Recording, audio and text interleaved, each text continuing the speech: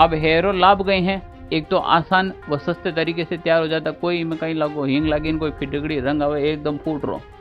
हे में पोषक तत्वों की मात्रा भी भरपूर होती है, चारा की कमी रहे तो तुरंत पशुआन उपलब्ध रह जावे है और विटामिन डी की प्रचुर मात्रा रहे। नमस्कार प्यारे विद्यार्थियों, ऑनलाइन सारथी यूट्यूब चैनल पर आपका स्वागत है। मैं आपका मित्र संपत राज। आप कैसे हैं सभी पशु परिचरों मेरे प्यारे विद्यार्थियों? बताइए आपकी तैयारी कैसे चल रही है? आपने पीछे देख ही लिया होगा, आज की जो क्लास रहने वाली है वो बड़ी इंपॉर्टेंट क्लास रहने वाली है। लगभग हमने सारा सिलेबस कंप्लीट किया है, इसमें से 4-5 टॉपिक हैं जो अब हम करने जा रहे हैं और फिर अपन जल्द ही उस बुक का लाइव सॉल्यूशन, अपने नोट्स का लाइव सॉल्यूशन भी शुरू करने जा रहे हैं।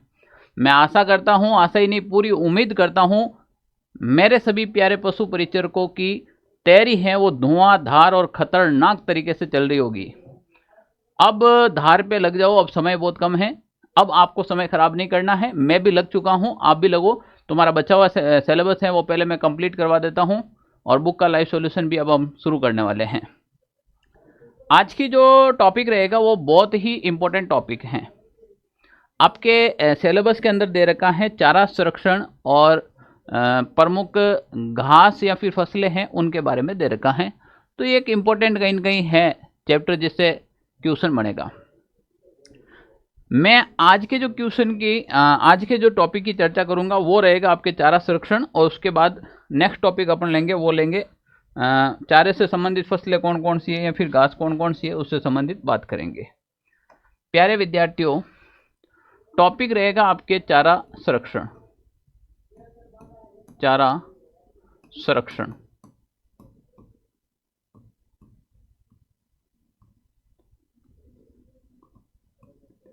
अब बताओ मैं किताबी लैंग्वेज में पढ़ूं या अपनी लैंग्वेज में पढ़ूं? देसी लैंग्वेज में, क्योंकि टॉपिक ऐसे ही हैं, आपको समझ में आना बहुत जरूरी है कि पढ़ना क्या है इसके अंदर। चारा संरक्षण का मतलब ये है, चारा संरक्षण का मतलब क्या है?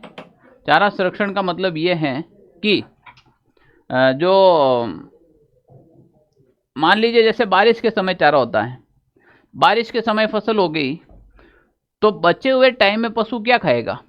तो उसके लिए अपन क्या करते हैं? चारा का संरक्षण करते हैं। अपनी देसी भाषा में समझो तो चारा रो स्टोरेज करनो। हम थे चारा रो स्टोरेज कई रूप में करनी चाहो थे। चारा का स्टोरेज है वो जो चारा होता है, फसल होता है, या तो उसको इकट्ठा करके उसका कोई बड़ा सा ढेरी बना दो, या उसको कटिंग करके उसको कहीं एक हॉल आपके पास है, कोई रूम आपके पास है, कोई बाड़ा बना रखा है, उसके अंदर डाल दो। तो ये चारा को संरक्षण करने के माध्यम है। अब वर्ष भर अगर पशुओं को खिलाना है तो अपने पास स्टॉक होना चाहिए, और स्टॉक के अंदर हरी घास नहीं होती है। स्टॉक के अंदर ऐसा चारा बनाते हैं अपन जो साल 2 साल भी खराब नहीं होता है। तो उस चारा बनाने की जो विधियां हैं वो इसके अंदर पढ़ना पड़ेगा, वही चारा संरक्षण का टॉपिक रहेगा आपके प्यारे विद्यार्थियों। चारा संरक्षण का मतलब यही होता है। अब चारा संरक्षण हम 2 प्रकार से कर सकते हैं। यहाँ पर आपके जो सिलेबस के अकॉर्डिंग हम चारा संरक्षण करने की 2 विधियां हैं, ठीक है ना? तो चारा संरक्षण करने की 2 विधियां कौन कौन सी पढ़ सकते हैं अपन? पहला अपन ये पढ़ सकते हैं कि चारा संरक्षण है वो साइलेज के माध्यम से तैयार करना।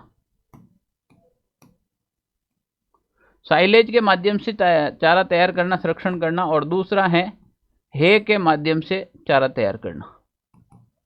ये दोनों क्या है, यही आपके एग्जाम में आएंगे और यही सबसे इंपॉर्टेंट है। साइलेज क्या होता है, हे क्या होता है, इनके बारे में एग्जाम में सीधा क्वेश्चन ये बन सकता है कि साइलेज से संबंधित कौन कौन सी फसलें महत्वपूर्ण हैं, हे से संबंधित कौन कौन सी फसलें महत्वपूर्ण हैं, इसमें क्या रोल रहने वाला है हे का, साइलेज का। इस प्रकार से बहुत सारी जो है एग्जाम में क्वेश्चन पूछे जा सकते हैं।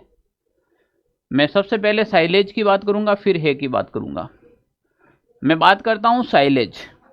साइलेज जब हम फसल होती है, फसल खेत में बड़ी हो जाती है, बड़ी हो जाए मतलब फसल हो जाए भाई, अब फसल के ऊपर फूल आने वाले हैं। फूल मतलब फसल के ऊपर अपनी देसी भाषा में कहवा कि जैसे ज्वार है, बाजरी है, मक्की है, इन ऊपर जब सींटी आवे, सींटी मतलब समझो नहीं, हाँ, तो इसके ऊपर जब वो सींटी आती है, जी हाँ, कि अपने देसी भाषा में कटी हींटी कहवे, कटी सींटी कहवे, कटी और पता नहीं क्या क्या कहते हैं। आपके क्षेत्र में क्या कहते हैं वो कमेंट करें मुझे कि भाई हमारे क्षेत्र में ये कहते हैं, वो हमें कमेंट करें। तो जब वो आती हैं जिसमें दाना नहीं होता है, केवल और केवल वो अंकुरित होकर बाहर आता है, ऐसे पुष्प की तरह निकलकर बाहर आता है, उस समय का फसल काटने का एक उचित समय होता है, ठीक है ना, क्योंकि वो जो बाहर निकल कर आएगा जिस पर दाने आने वाले हैं वो एकदम दुधारू हो जाएगा, दूधिया हो जाएगा, उस समय उसको काट लेना चाहिए, क्योंकि उस समय फसल के अंदर चीनी की मात्रा बराबर होती है और नमी की मात्रा भी एकदम मस्त वाली होती है और उसी समय साइलेज तैयार किया जाता है।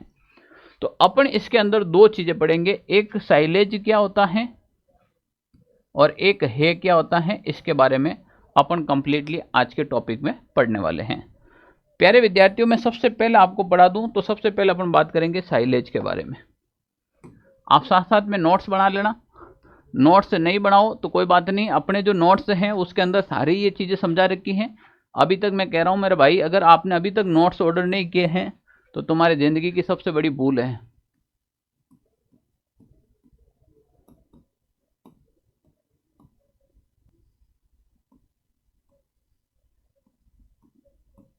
चलो भाई, हम बात करते हैं साइलेज की, बात करते हैं किसकी बात करते हैं भाई, हम साइलेज की बात करते हैं ना। चलो, ये हो गया भाई आपके क्या, साइलेज। साइलेज क्या होता है, पहले साइलेज की परिभाषा समझे।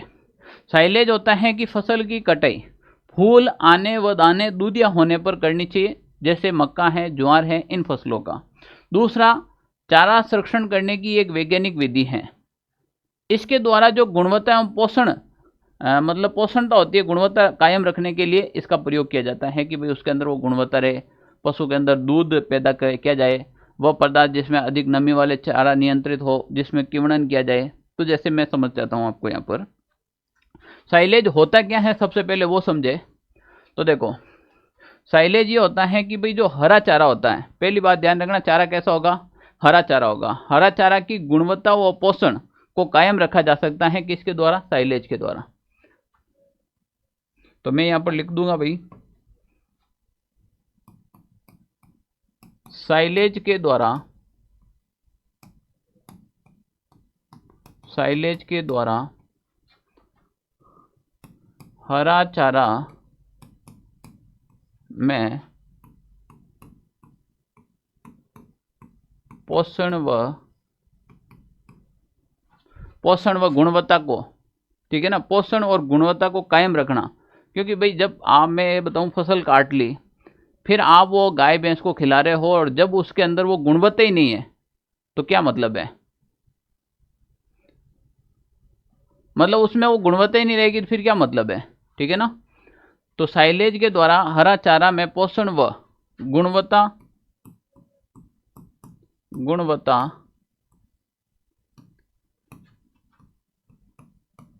कायम रखने के लिए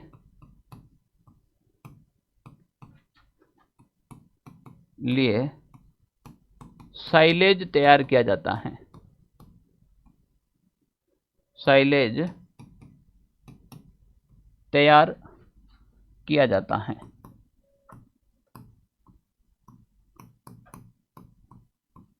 साइलेज तैयार किया जाता है। यहां तक कोई दिक्कत है क्या, यहां तक कोई किसी को दिक्कत है क्या, साइलेज कैसे तैयार होता है, यानी कि जो हरा चारा होता है उसमें गुणवत्ता और पोषक तत्व कायम रखने के लिए हम क्या तैयार करते हैं, साइलेज। जब उसके अंदर न तो गुणवत्ता होगी, न ही पोषण तत्व होगा, तो वो साइलेज किसी भी काम का नहीं होगा। मैं भी बता देता हूँ, वो किसी भी काम का नहीं होगा। इसकी दूसरी परिभाषा में ये कह सकता हूँ कि वह पदार्थ जिसे अधिक नमी वाले चारे को नियंत्रण, नमी का मतलब समझता ना, गीलो चारो, ठीक है ना, तो नियंत्रण है वो किण्वन द्वारा, किण्वन विधि द्वारा तैयार किया जाता है, वो भी साइलेज है। किण्वन क्या होता है अभी उसके बारे में भी बात करेंगे। तो वह पदार्थ जैसे अधिक नमी वाले चारे को नियंत्रण एवं किण्वन विधि द्वारा किया जाता है। तो ये भी अभी बात करेंगे किण्वन क्या होता है। दूसरा पॉइंट आपके यहां से क्या बन सकता है,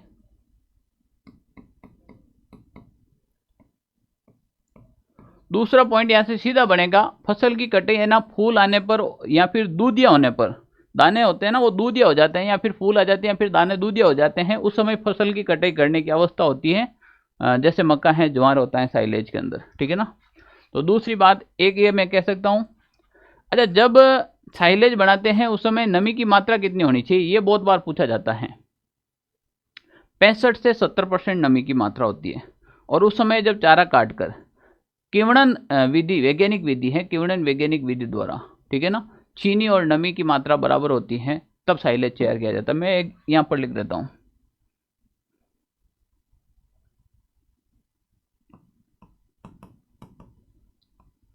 फसल में जब नमी की मात्रा 65 से 75% तक होती है, 65 से 75% तक होती है, तब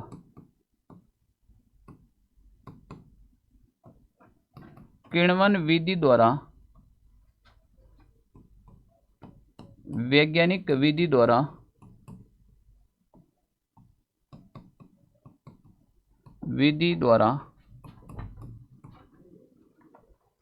अब जब किण्वन किया जाता है तो उसमें क्या होता है, चीनी की मात्रा होनी चाहिए, ठीक है ना, एक तो नमी होनी चाहिए। नमी कितनी होनी चाहिए भाई, जब साइलेज अपन तैयार करेंगे तो नमी अपने पास कितनी होनी चाहिए, नमी होनी चाहिए 65 से 70% नमी होनी चाहिए और तक होती है, तब किण्वन विधि द्वारा। अब 65 से 70% नमी होती है, यहाँ पर मैं ये भी लिख दूँ, वह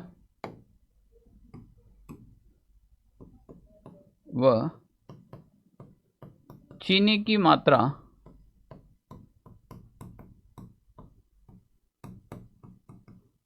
होनी चाहिए।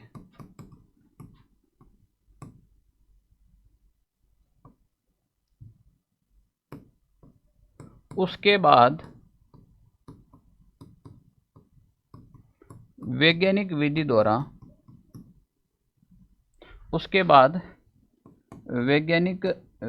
द्वारा,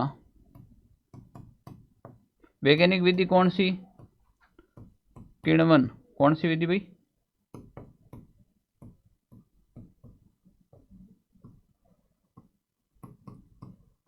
द्वारा। लैक्टोज कौन सा भाई, लैक्टोज अम्ल बनता है। कौन सा अम्ल बनता है भाई, लैक्टोज अम्ल बनता है, जो सबसे इंपॉर्टेंट है, ठीक है ना। लैक्टोज अम्ल पैदा होता है, इसी से इसमें गुणवत्ता बनी रहती है। तो क्या हो गई, फसल में जब नमी की मात्रा 65 से 70% तक हो, 75% तक वो चीनी की मात्रा होनी चाहिए उसमें। उसके बाद वैज्ञानिक विधि द्वारा यानी किण्वन विधि द्वारा लैक्टोज अम्ल बनता है। कौन सा अम्ल बनता है, लैक्टोज अम्ल बनता है। और लैक्टोज अम्ल बनने के बाद जो पैदा होता है लैक्टोज अम्ल, उसके बाद जो फसल जो अपन संरक्षण होता है या चारा तैयार किया जाता है वही साइलोज कहलाता है। इससे लैक्टोज अम्ल से इसमें क्या होता है, गुणवत्ता बनी रहती है ना। तो पूछ ले साइलोज में, साइलेज बनाते समय कौन सा अम्ल है वो निकलता है, तो ये वायु की अनुपस्थिति में बनता है, ये भी ध्यान रख लेना, ठीक है ना। लैक्टोज अम्ल किण्वन विधि द्वारा लैक्टोज अम्ल बनता है वायु की अनुपस्थिति में, ध्यान रख लेना, वायु की अनुपस्थिति में, वायु की अनुपस्थिति में ये बनता है आपके लैक्टोज अम्ल। ओके, अगला पॉइंट आपके बहुत इंपॉर्टेंट पॉइंट रहने वाला है कि जब साइलेज बनाते हैं तो फसल की कटाई कब की जाती है। तो देखो भाई,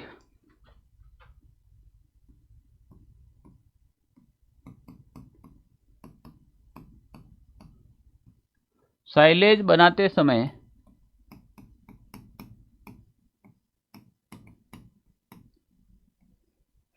पहला जब फसल फूल पर आ जाए और दूसरा जो दाने होते हैं वो दूधिया हो जाए, दूधी अवस्था में होनी चाहिए, ठीक है ना। तो साइलेज बनाते समय फसल पर फूल आ जाए वह दाना दूधी अवस्था में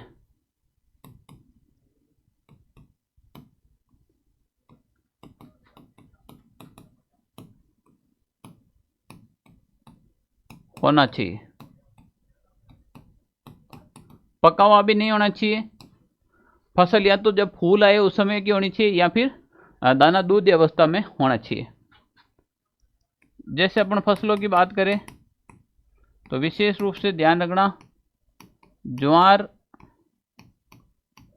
और मक्का, ज्वार और मक्का विशेष फसलों के रूप में अगर अपन बात करें तो ज्वार मक्का।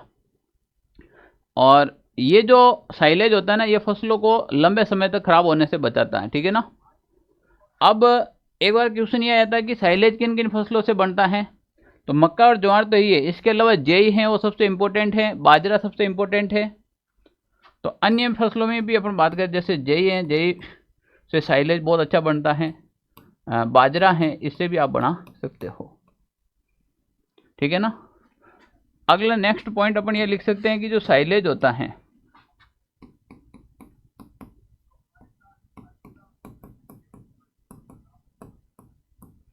साइलेज फसलों को लंबे समय तक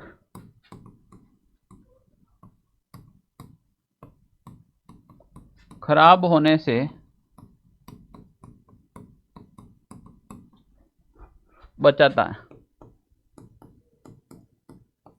साइलेज है वो फसलों को लंबे समय तक खराब होने से क्या करता है भाई, बचाता है, ध्यान रख लेना।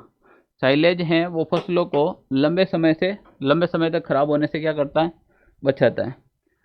अब आप में से मुझे ऐसा कोई नहीं लगता, गांव के अंदर सबके घर पे गाय भैंस होगी। अगर आप पशु परिचय की तैयारी करो तो 90% आपके घर पे गाय भैंस है। तो गाय भैंस ने जो ज्वार काटते हैं, बाजरा काटते हैं, जेई काटते हैं, तो वही तो फसल अपन डालते हैं। तो बिया अपन कुतर को नहीं करा के, उसको अपन कुतर करते कि नहीं करते थ्रेसर मशीन से, तो वही तो है सारी चीजें, और क्या है, वही तो सब चीजें हैं।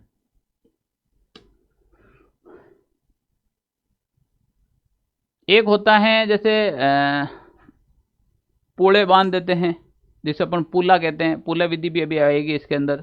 एक होता है जो अपन जैसे इसमें सीधा करते हैं, जो पुला विधि होती है वो सब है में जाएगी, पर इसकी जो कटिंग करके जो अपन महीन बारीक करके जो कुतर की जाती है, हमने इसकी जो सारी जो फोटोज है, इमेज हैं, वो सब डाल रखी है। किसके अंदर डाल रखी है, अपने हैंड रिटन नोट्स के अंदर डाल रखी है। किस में डाल रखी है, अपने हैंड रिटन नोट्स के अंदर डाल रखी है।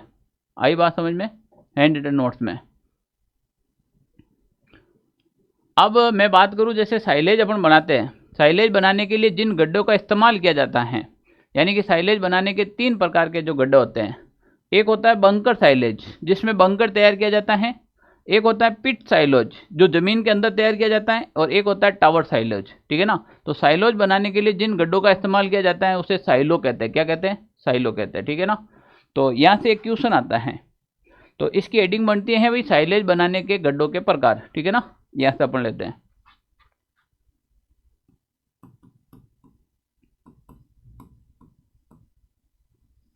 साइलेज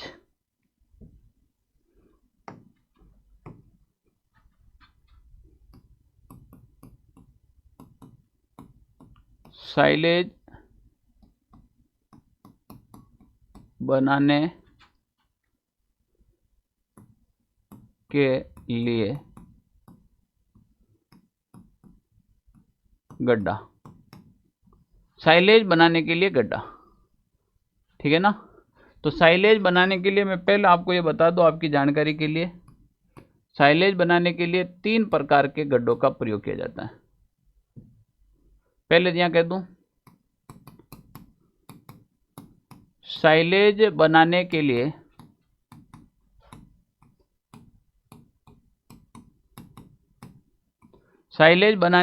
जिन गड्ढों का प्रयोग किया जाता है,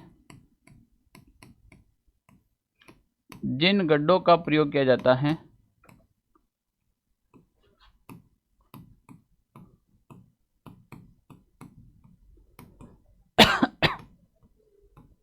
जिन गड्ढों का प्रयोग किया जाता है उन्हें साइलो कहा जाता है। क्या कहा जाता है भाई, उन्हें साइलो कहा जाता है। उन्हें क्या कहा जाता है भाई, साइलो कहा जाता है। साइलेज बनाने के लिए जिन गड्ढों का प्रयोग किया जाता है उन्हें साइलो कहा जाता है। अब ये 3 प्रकार के होते हैं, ठीक है ना। एक होता है आपके बंकर साइलेज, एक होता है पिट साइलेज और एक होता है टावर साइलेज, ठीक है ना। तो देखो,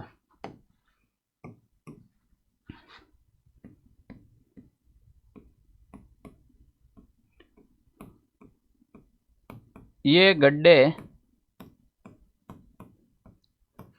3 प्रकार के होते हैं। ये गड्ढे 3 प्रकार के होते हैं।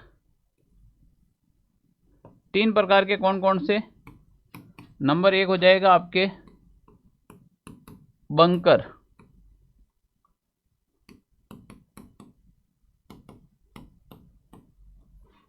Bunker silage. बंकर साइलेज का मतलब होता है कि जैसे फौजियों के बंकर होते हैं ना, तो वो बंकर तैयार करना, और एक जमीन के अंदर जो गड्ढा खोद के फिर तैयार करना, उसे पिट साइलेज कहते हैं। क्या कहते हैं? पिट साइलेज।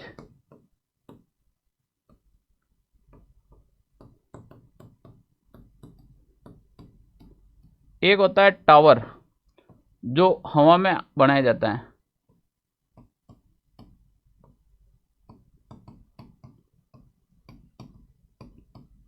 Tower silage. तो ये साइलेज तैयार करने के आपके सामने 3 गड्ढे होते हैं, बंकर साइलेज, पिट साइलेज और टावर साइलेज होता है। बंकर साइलेज, पिट साइलेज और टावर साइलेज होता है। अब मैं ये बात बता दूं आपको, जब साइलेज, साइलेज का मतलब क्या होता है, यहाँ पर वापस देखें, बंकरों का प्रयोग क्यों किया जाता है। मुझे बताइए कि जब बारिश के समय हम कोई भी फसल काटते हैं, और फसल काटने के बाद हम क्या करते हैं, खेत में उसको सुखा देते हैं 2-3 दिन के लिए। जैसे ही उसके अंदर सूखने के लिए थोड़ा सा वो सूख जाता है, जिसमें नमी की मात्रा होती है 70 से 80%, तब अपन क्या करते हैं, उसी से कुछ भाग अलग करते हैं और उसी से उसको बांध देते हैं। बांधने का मतलब ये है कि कोई अलग से अपन कोई रस्सी धागा वगैरह लाकर नहीं बांधते, उसी से कुछ टहनियाँ ली उसकी, या उसी में से कुछ भाग लिया और उसी को फोल्ड करके बांध दिया। वो टूटेगा नहीं, क्योंकि न तो उसमें पूर्णतः नमी है और न ही उसमें पूर्णतः सूखापन है। 80, 85 या 75% नमी रहेगी तो वो फसल में चिटापन आ जाएगा। क्या जाएगा? जिससे वो टूटेगी नहीं। ठीक है ना।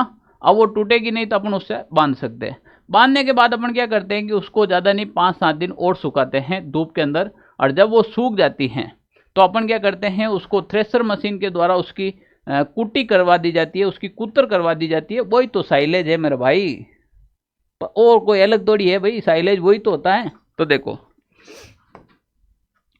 अब यहां से सीधा क्या, मैं तो आपको समझाने के लिए पहले एक चीज बता देता हूं कि क्या चीज होती है। तो देखो, एक तो होती है आपके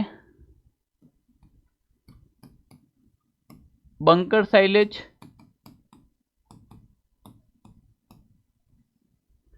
एक होता है आपके पिट साइलेज,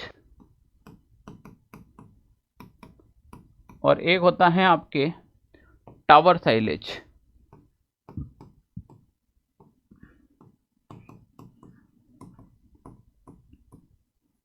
अब देसी भाषा में समझो, टावर साइलेज क्या होता है, पिट साइलेज क्या होता है, और बंकर साइलेज क्या होता है। बंकर साइलेज का मतलब ये होता है कि आप क्या करेंगे, ऐसा इस प्रकार से कोई बंकर तैयार करेंगे।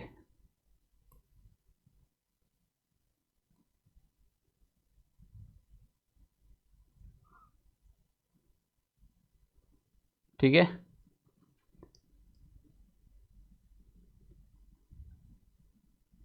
ये हो गया, ये नीचे से, ठीक है ना, ये बंकर तैयार हो गया अपना।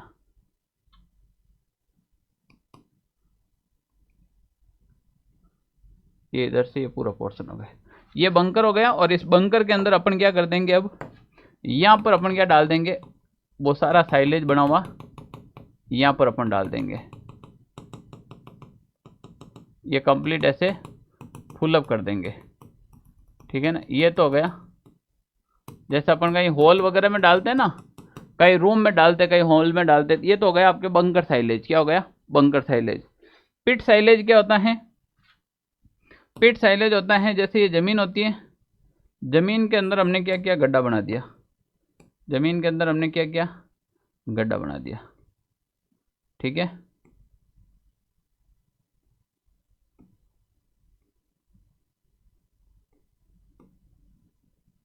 ये इस प्रकार से जमीन में क्या बना दिया, गड्ढा। जमीन में गड्ढा बनाने के बाद इसमें क्या डाल दिया हमने, यहाँ पे ये साइलेज डाल दिया, जो घास है वो डाल दी। ठीक है, ये हो गया। और टावर साइलेज में क्या होता है, अपन क्या करते हैं कि ये इस प्रकार से टावर बना देते हैं।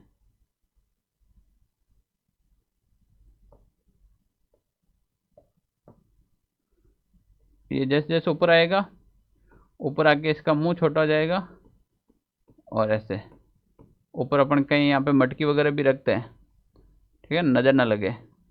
इसको यहाँ से धागे से बांध देते हैं ऐसे, इसको क्या धागे से ऐसे, यानी रस्से होता है ना, रस्सी, रस्सी से अपन बांध देते हैं और यहाँ पर लगा देते हैं इनका गेट, ठीक है ना।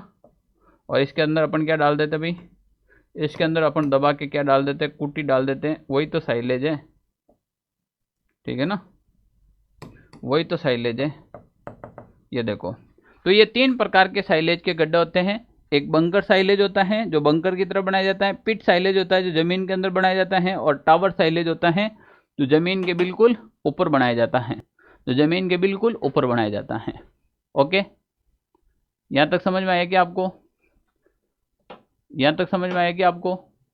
ओके, अब देखो भाई, इसमें समझना क्या है आपको, समझना ये है कि अभी तक जो हमने पढ़ा था उसमें केवल यही पढ़ा था कि भाई साइलेज होता क्या है, साइलेज के बारे में हमने ये सारी चीज़ें पढ़ी हैं।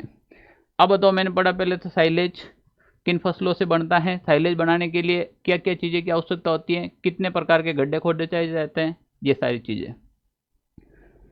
अब साइलेज बनाने के जो मुख्य कारक हैं उनके बारे में पढ़े। तो सबसे पहला है कि नमी का जो मात्रा है वो लगभग 65 से 75% होनी चाहिए। दूसरा बात, साइलोज जो गड्ढे से अधिकतम वायु को निष्कासित कर देना चाहिए, यानी कि हवा बहुत कम होनी चाहिए उसके अंदर। गड्ढे का तापमान भी पूछ ले आपको तो 30 से 38 जो डिग्री सेल्सियस का तापमान लास्ट होना चाहिए, इससे ज़्यादा भी नहीं होना चाहिए ना। लगभग 2 से 3 माह में तैयार होता है, कितने में, 2 से 3 माह में ये तैयार हो जाता है लगभग। और चारे की कुटी की जाती है, ये भी ध्यान रख लेना। और 5% नमक मिला देने से साइलेज का जो स्वाद है ना वो अधिक अच्छा होता है।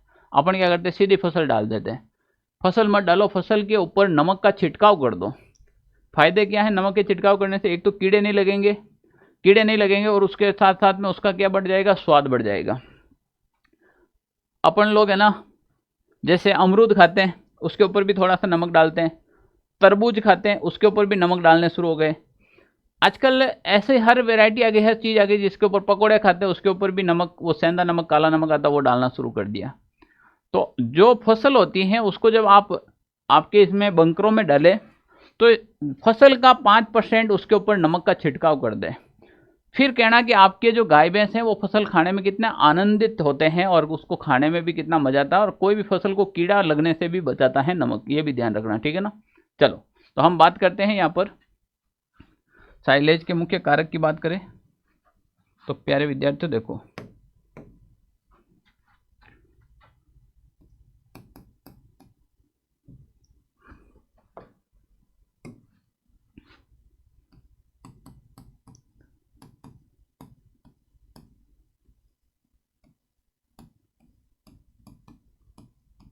साइलेज के मुख्य कारक, यानी जब साइलेज बनाए तो क्या क्या चीज़ें की आवश्यकता जरूरी है।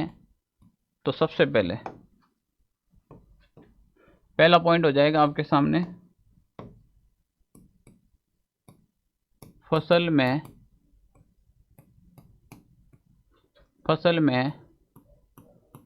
65 से 75% तक की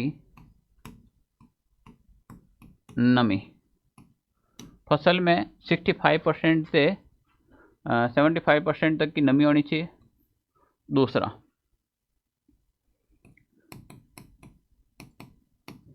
साइलेज के गड्ढों में हवा का प्रवेश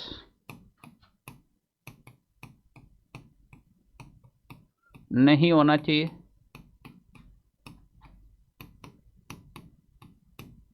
नहीं होना चाहिए, यानी कि हवा का प्रवेश नहीं होना चाहिए। साइलेज के जो गड्ढे बनाते हैं ना उसके अंदर जो है मतलब वो हवा नहीं जानी चाहिए, ठीक है ना। जितना हवा नहीं जाएगी उतना ही साइलेज अच्छा रहेगा और गुणवत्तापूर्ण भी रहेगा, ठीक है ना।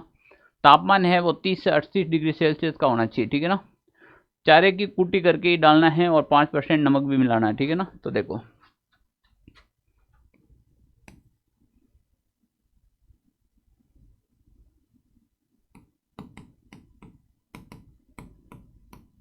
साइलेज गड्ढों का तापमान 30 से 38 डिग्री सेल्सियस तक होना चाहिए।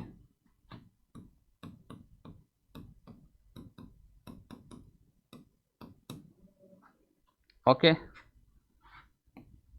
कितना होना चाहिए भाई? यहाँ से सवाल आ रखा है, फिर आ सकता है, ठीक है ना। चारे की कुट्टी कर साइलेज बनाना चाहिए। बिना कुट्टी करियोड़ा गड्ढारे में चारों नहीं डालना था के ना, कुट्टी करना चाहिए। और जितना भी जो साइलेज बनता है, जिसका जो फसल होती है, उसका 5% नमक मिला देना चाहिए, ठीक है ना। जिससे साइलेज में क्या होती है, 5% नमक मिला देना चाहिए, जिससे साइलेज का स्वाद बढ़ जाएगा। क्या बढ़ जाएगा भाई? स्वाद बढ़ जाएगा और कीड़ा भी नहीं लगेगा, कीड़ा भी नहीं लगेगा। समझ में आया कि नहीं आया? बताओ, साइलेज समझ में आया कि नहीं आया? अब है की बात कर ले अपन। तो देखो भाई, साइलेज के बाद अपन बात करते हैं है।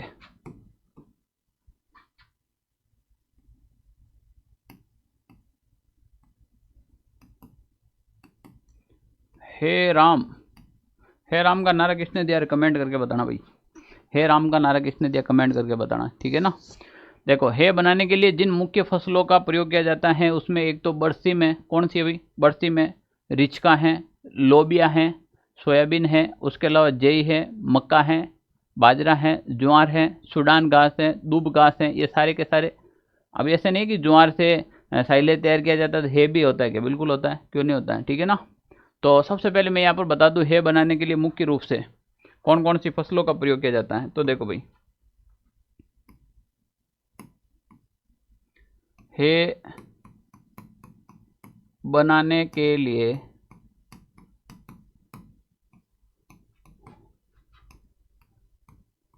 मुख्य रूप से, हे बनाने के लिए मुख्य रूप से जो फसलें काम आती है उसका नाम बताओ। तो एक है आपके बरसीम। बरसीम के अंदर भाई दुधारू जो पशु होते हैं ना, उसके लिए बहुत इंपॉर्टेंट घास है बरसीम, ठीक है ना। उसके बाद अपन बात करें तो आ जाएगा रिचका, लोबिया। रिचका एक बार बोने के बाद लगभग 3 साल तक अपन कटे ले सकते हैं, लगातार कटे ले सकते हैं, ठीक है ना। और अपन इसके अलावा बात करें तो सोयाबीन,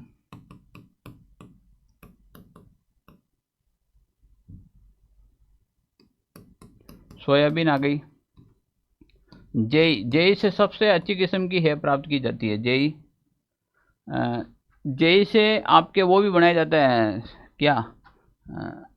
साइलेज भी बनाया जाता है, और जेई से अच्छी किस्म की है तैयार की जाती है।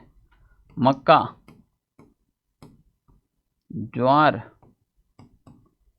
सर ज्वार तो हमने उसमें भी पढ़ा, ज्वार इसमें भी पढ़ना आपको। मक्का है, ज्वार है, ठीक है ना। और इसके अलावा जैसे घास भी है, अपन बात करें जैसे सूडान घास है, दूब घास है, इसके अलावा है ना। तो जैसे आ जाएगा मक्का के बाद रह जाएगा आपके बाजरा, यहाँ लिख दूँ? चलो, मक्का के बाद में लिखूँ तो बाजरा, सूडान घास, दूब घास से बढ़िया किस्म की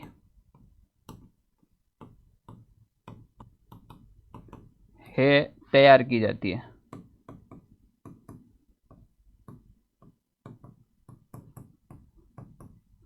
मैंने पहला ही पॉइंट ये लिखा है कि है बनाने के लिए जो मुख्य रूप से जो फसलें काम आएगी, एक तो बरसीम आ जाएगी, रिचका, लोबिया, सोयाबीन, जेई, मक्का, ज्वार, बाजरा, सूडान घास, दूब घास से बढ़िया किस्म की क्या तैयार की जाती है भाई? है तैयार की जाती है। अब देखो भाई, है तैयार करते हैं तो है की जो फसल की कटाई है, आगे लिख लूं, चलो।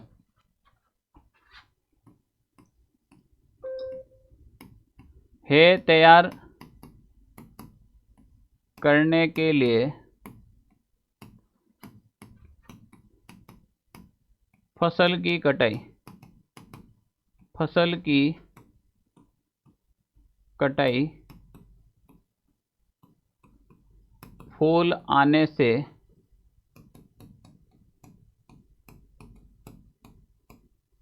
पूर्व करनी चाहिए, फूल आने से पूर्व करनी चाहिए। और दूसरी बात यह है कि जो सुबह की औस होती है ना, सुबह की औस खत्म होने के बाद या फिर समाप्त होने के बाद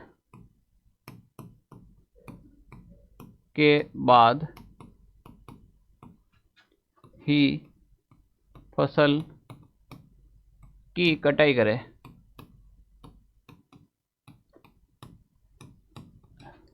है के लिए जो फसल कटाई की जा रही है वो सुबह की औस खत्म हो जाए ना, उसके बाद ही कटाई करनी चाहिए। फूल आने से पूर्व ही इसकी फसल की कटाई कर देनी चाहिए, तब तो आपको अच्छा प्रकार का है मिलेगा, ठीक है ना। अब है कैसे कैसे होता है उसके बारे में अगर अपन बात करें तो देखो, है के लिए मैं ये कह सकता हूँ है के प्रकार क्या है, है कितने प्रकार की होती है, ठीक है ना। तो देखो भाई, यहां से देख लो आप,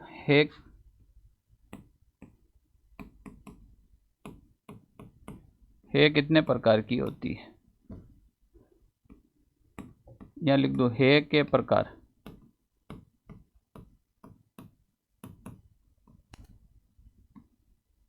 है के प्रकार देखो तो देखो, है 3 प्रकार की होती है, 1 2 3। एक होती है दलहनी। दलहनी का मतलब ऐसी है जिसमें दाल होती है, क्या होती है? दाल होती है। तो एक तो जाएगी दलहनी है, एक हो जाएगी अदलहनी है, जो दाल नहीं है, अदलहनी है। और एक हो जाएगी आपके मिश्रित,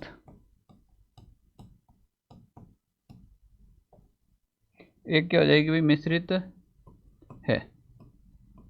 ये 3 प्रकार की है होती है आपके सामने। दलहनी है जिसमें दाल वाली फसलें हो, अदलहनी में जिसमें दाल नहीं हो, और मिश्रित में जो दोनों में शामिल आती है, दाल में भी आती है और विदाउट दाल में भी आती है। दलहनी फसलें कैसी होती हैं? तो जिसमें दलहनी फसलें होगी वो होगी एक तो रिजका, रिजका के ऊपर देखना फली आएगी, क्या आएगी? और एक होगी आपके बरसीम। ये तो दलहनी में शामिल की जाएगी। अदलहनी में कौन कौन सी आ जाएगी? जैसे आ जाएगी जई, जैसे आ जाएगी जो। यहाँ से सवाल आते हैं, दलहनी फसलें कौन सी, अदलहनी है बनाने के लिए कौन कौन सी फसलें। अब मिश्रित में कौन सी आ जाएगी? जैसे रिजका भी आ जाएगी, बरसीम भी आ जाएगी, जो ज्वार मक्का और जो घासें हैं वो सारी की सारी इसमें आ जाएगी, ठीक है ना। ये भी एक इम्पोर्टेंट है।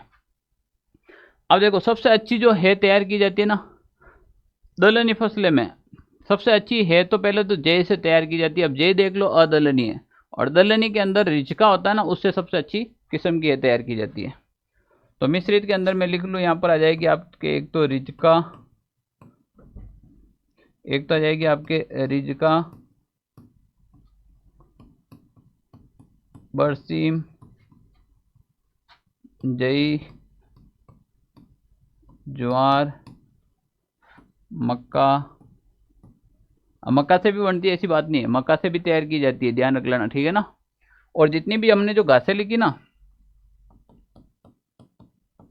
वो सारी इसमें आ जाएगी घासें, ठीक है ना। तो देखो, दलहनी है हो गई, अदलहनी है हो गई, और मिश्रित है हो गई। इसमें से भी सवाल आता है 100%। अब मैं नोट लगा के लिख लेता हूं, यहां से सवाल आ रखा है, फिर आएगा सबसे अच्छी, सबसे अच्छी है जय से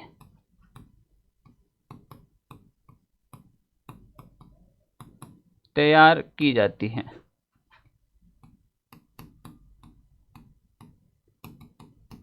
वह दलहनी फसलों में रिजका से तैयार की जाती है।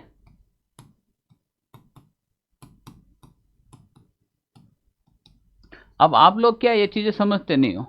अब मान लीजिए अपन को ये चारा संरक्षण को पढ़ाने के लिए अभी तो मैं इतना लिख रहा हूँ, अभी तो इतना टाइम लग रहा है, टाइम कहाँ अपने पास। इसीलिए तो मैंने हैंड रिटन वाले नोट्स तैयार किए आप लोगों के लिए।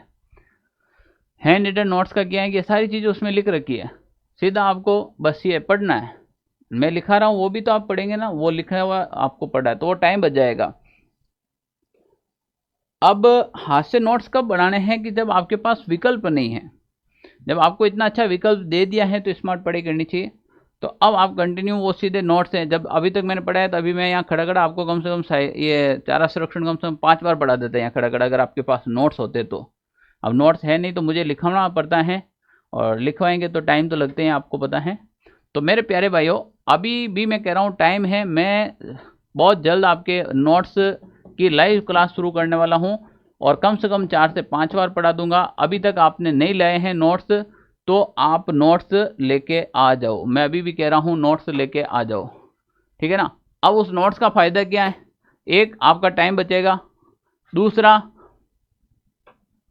दूसरा आपका टाइम बच गया, दूसरा आपके क्या है कि उसमें ट्रिकें दे रखी हैं। अब तीसरा, एक ही नोट्स को आपको 10 बार पढ़ना है। कितनी बार पढ़ना है? 10 बार पढ़ना है। आखिर में जाएंगे कहाँ? रगड़ के रख देंगे, बस रगड़ पट्टी करके रख देंगे, फिर जाएगा क्या, ठीक है ना। बस सीधी सी बात है। चलो, अब है बनाने की विधियाँ कौन कौन सी है बनाने की? 5 विधियाँ भाई, यहाँ लिख दूं? चलो,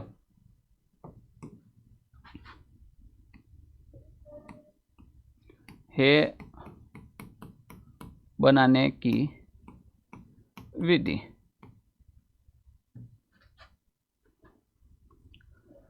देखो, यहां से सीधा ही सवाल आ सकता है, इनमें से कौन सी है बनाने की विधि है, कौन सी नहीं है।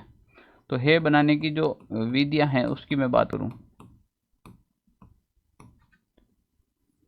है बनाने की 5 विधियां हैं। कितनी विधियां भाई?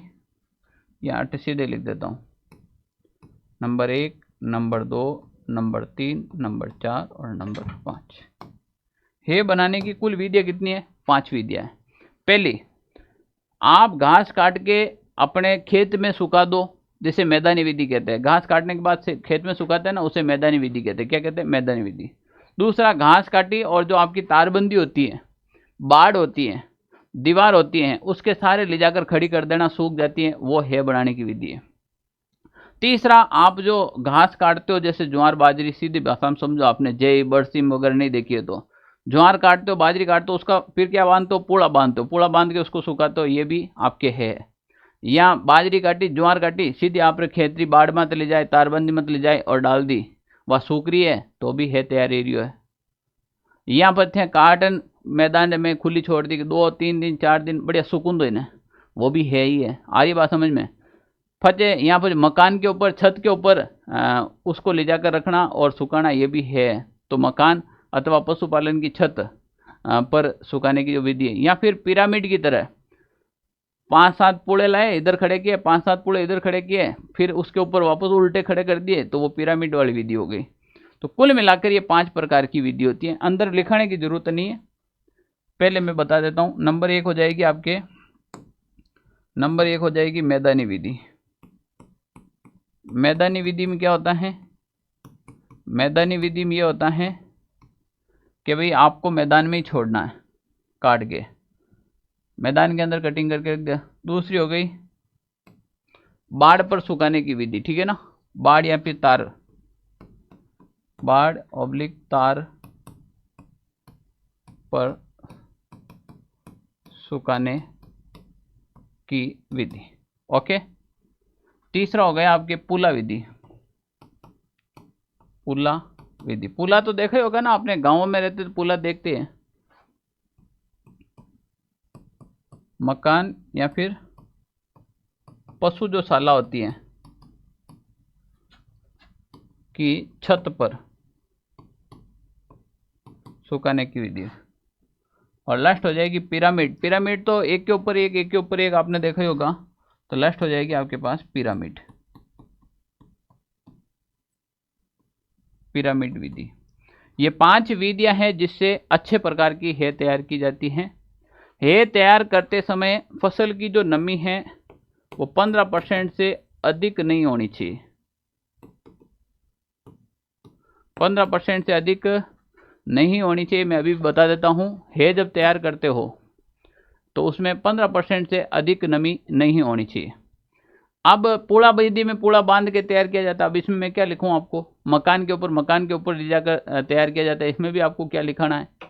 और जो तार है तारबंदी के ऊपर सुखाना है, इसमें भी क्या लिखाना है आपको। तो ये तो नॉर्मल चीज हो गई, ठीक है ना। अब देखो हे बनाते समय कौन कौन सी सावधानियां रखनी चाहिए। ओके चलो, हे बनाते समय सावधानियां या विशेष रूप से बातें ध्यान रखनी चाहिए, वो यहां तक मुझे नहीं लगता है कि लिखाने की आपको आवश्यकता है। ओके, तो देखो भाई, फसल होती है ना, फसल को फूल आने से, फसल होती है जब फसल को फूल आने से पहले ही काट देना चाहिए। फसल को फूल आने से पहले ही काट देना चाहिए, ठीक है ना। तो ये तो मैंने सबसे पहले ही पॉइंट ये लिखाया था आपको कि भाई जो कोई भी चीज होती है, फसल होती है, उसको फूल आने से पहले काट दो। सुबह की ओस हटने के बाद काटना चाहिए। फसल इकट्ठा करते समय नमी 15% से अधिक नहीं होनी चाहिए। ये 3 तो सावधानियां हैं। आपको हे बनाने की सावधानियां पूछ ले, शॉर्ट में लिख देता हूं मैं, यहां पर देख लेना। हे बनाने की क्या पूछ ले, सावधानियां। हे बनाने की सावधानियां, तो देखो पहली सावधानी क्या होनी चाहिए हे बनाने के लिए। पहली की सावधानी है जो फसल को फूल आने से पहले काटना चाहिए। फसल को फूल आने से पहले काटना। फसल को फूल आने से पहले काटना। दूसरी सावधानी रखनी चाहिए, सुबह की औस समाप्त होने के बाद कटाई। और तीसरी है, फसल में 15% से अधिक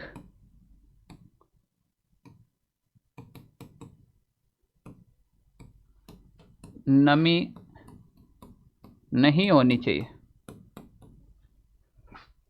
फसल में 15% से अधिक नमी नहीं होनी चाहिए। ये हेयर से संबंधित कुछ विशेष बातें हैं।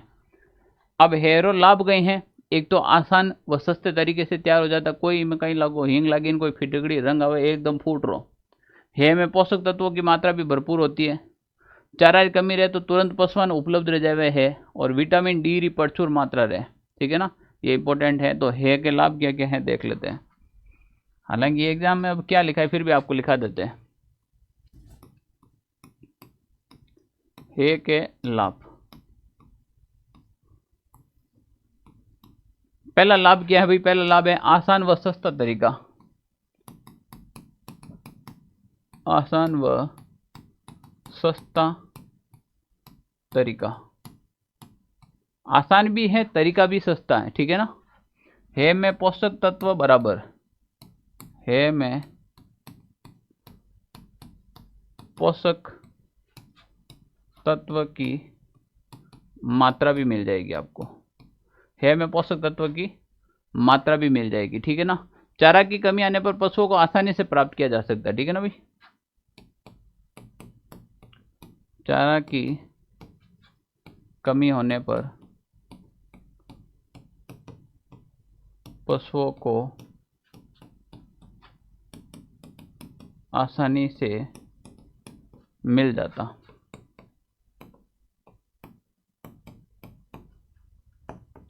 यह थोड़ा इंपॉर्टेंट है, क्या, विटामिन जो धूप में मिलता है ना अपन को, ठीक है ना, विटामिन डी की प्रचुर मात्रा।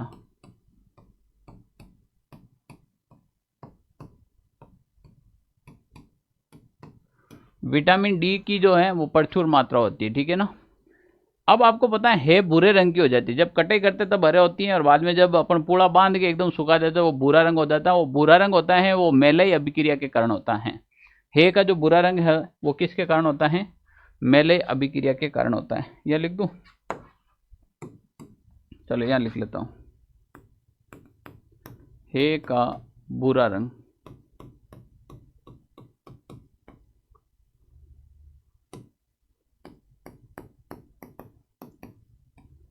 मेलई अभिक्रिया के कारण होता है।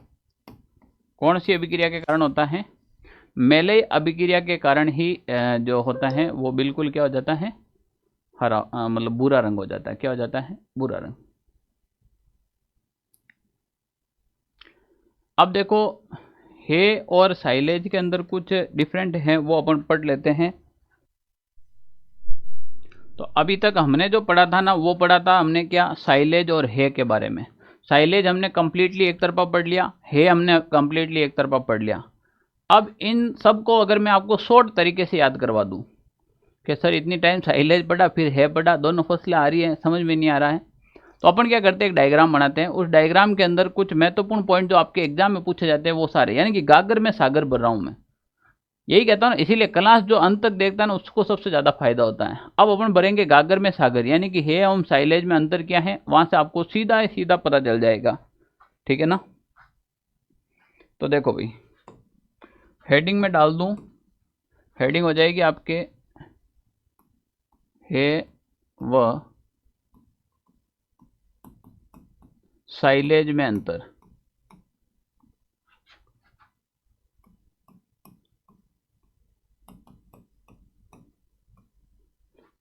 हे व साइलेज में अंतर। तो देखो भाई, एक तरफ तो हो गया आपके ये, पहले इसको अपन कर देते हैं, हेडिंग को कर देते हैं बंद, हे और साइलेज में अंतर। तो एक तरफ तो हो गई आपके हे और एक तरफ हो गई आपके साइलेज। तो इधर तो ले लेता हूं मैं हे, इधर हो जाएगी आपके साइलेज। हम देखो मोटा तौर पे क्या अंतर देखने को मिलेगा आपको, वो देखते हैं।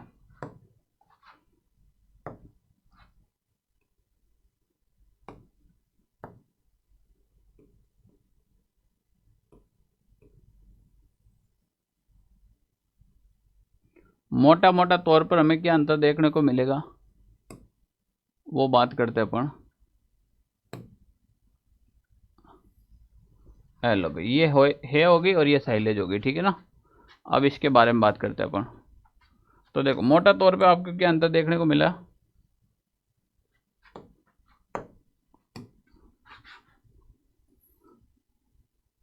एक लाइन यहां पर और ले लेते हैं अपन। किन किन बातों पे चर्चा होगी, किन किन मुद्दों पे? सबसे पहले इसकी परिभाषा, नंबर 1 परिभाषा।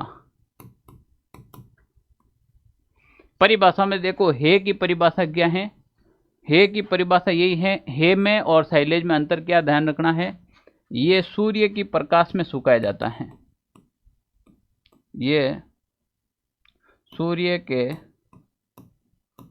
प्रकाश में सुखाया जाता। देखो अपनी भाषा में मोटा मोटा अंतर, सुखाया जाता, मोटा मोटा अंतर बता रहा हूं। दूसरा, यह वायु की अनुपस्थिति में किण्वन विधि द्वारा तैयार किया जाता है।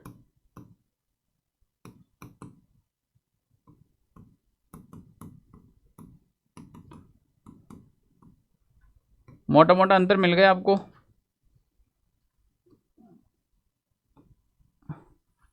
ये लो, मोटा मोटा एक अंतर मिल गया आपको। दूसरा बड़ा अंतर, दूसरा है कि इसमें जो नमी की दोनों के अंदर मात्रा पूछी जाती है, ठीक है ना। तो यहां से सवाल आता है दूसरा, नमी की मात्रा। नमी मात्रा की बात करूं तो आप इसमें से ले सकते हो, औसतन तो होती हैं वो आपके 12 से 14%, ठीक है ना, और अपन ने 15% लिखा है इसके अंदर। इसके अंदर नमी की मात्रा होती है 65 से 75%। हेलो, यहीं से सीधा सवाल बनता है, ठीक है ना। अब कहीं पे 60 से 70 दे दे तो भी गलत नहीं है, 65 से 75 दे दे तो भी गलत नहीं है, ठीक है ना। ऐसा नहीं, जमीन आसमान का फर्क नहीं है, सब जगह अलग अलग दे रखा है, तो उसके अकॉर्डिंग अपन ने अलग अलग यहाँ पर कर दिया। यहाँ पर अगर मैं 60 से 70 भी लिख सकता हूँ, औसतन आ जाता है ना 60 से 70। ओके, चलो दूसरा मोटा मोटा अंतर आ गया नमी का। दूसरा मोटा अंतर कौन सा आ गया? नमी का। तीसरा मोटा अंतर है सर्वोत्तम फसलें, यानी कि सबसे उत्तम फसलें कौन सी है। तीसरा है अच्छी फसल, अच्छी फसलें। अब जब मैंने हे पढ़ाया था तो हे की फसलें लिखी, और साइलेज पढ़ाया था तब साइलेज की। तो साइलेज के लिए जो अच्छी फसलें की अच्छी जो फसलें हैं वो हैं आपके, एक तो ज्वार है, मक्का है, बाजरा है। इसके अंदर है जई और रिचका है, ठीक है ना। तो आपके हे के अंदर तो आ जाएगी जई और रिचका। साइलेज के अंदर आ जाएगी एक तो आपके मक्का, एक आ जाएगी बाजरा, मक्का बाजरा। और इसके अंदर अपन बात कर सकते हैं, तो वैसे बहुत सारी है पर इम्पोर्टेंट, ठीक है। अब चौथा पॉइंट और क्या बन सकता है? चौथा पॉइंट बनेगा कि पौधे का प्रकार कैसा होना चाहिए जब कटिंग हो, तो ठीक है ना, पौधे का प्रकार कैसा होना चाहिए। तो इसी को मैं आगे लिख लूँ, अगर यहाँ पे हो जाएगा ना। चलो,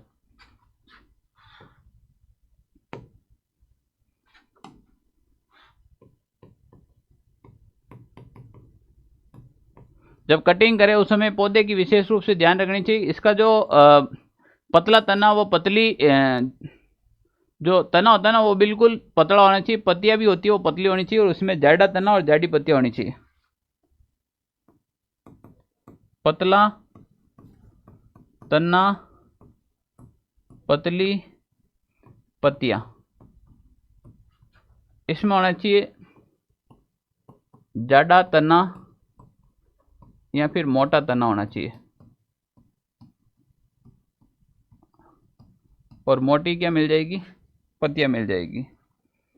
इसके अलावा क्या पूछा जा सकता है आपके कि ये कब कटिंग की जाती है, कब की जाती है? तो ये तो पुष्प आने से पूर्व, अगर मैं कटाई की बात कर लूं यहां पर,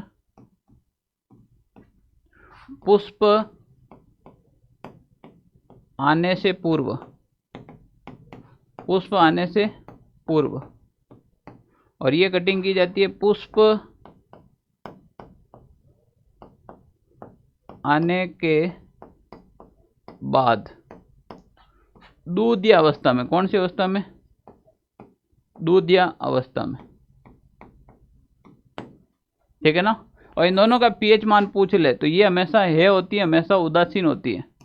उदासीन का पीएच मान आपको पता ही है, ये होती है हमेशा अम्लीय होती है। कैसी होती है? अम्लीय होती है। ये हमेशा अम्लीय होती है, और दूसरी होती है ये उदासीन होती है, ये अम्लीय होती है। तो मोटे मोटे तौर पर आपको पता चल गया होगा कि है क्या है, साइलेज क्या है। चारा संरक्षण का टॉपिक लिया है, थोड़ा सा थ्योरेटिकल टॉपिक है, इसको आपको लॉजिकली से समझना होगा, इसीलिए मैंने ये सारा सारांश यहाँ पर लिखा है। यहाँ से एक सवाल आपको 100% एग्जाम में देखने को मिलेगा। प्यारे विद्यार्थियों, मैं अभी भी आपको कह रहा हूँ कि आपने हमारे हैंड रिटन नोट्स ऑर्डर नहीं किए हैं तो हैंड रिटन नोट्स आप ऑर्डर कर लीजिएगा। ये जो हैंड रिटन नोट्स हैं ये आपके सामने हैं। एग्जाम सर पे आ रखा है तो क्या करना है प्यारे विद्यार्थियों, ये हमारे हैंड रिटन नोट्स हैं।